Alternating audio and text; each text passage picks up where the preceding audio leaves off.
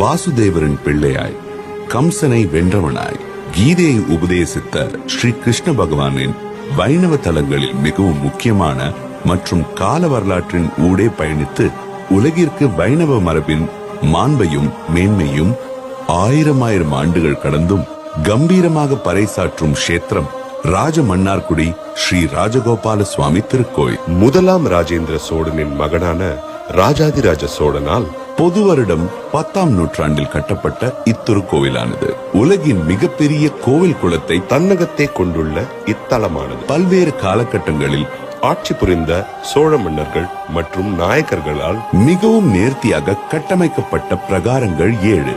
அவற்றில் கோவிலின் உட்புறத்தில் 5ம் வெளியே 2 பிரகாரங்கள் என அமைந்துள்ளது.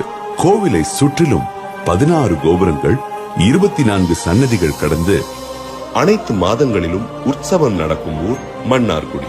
அம்பாளாக வீற்றிருக்கும்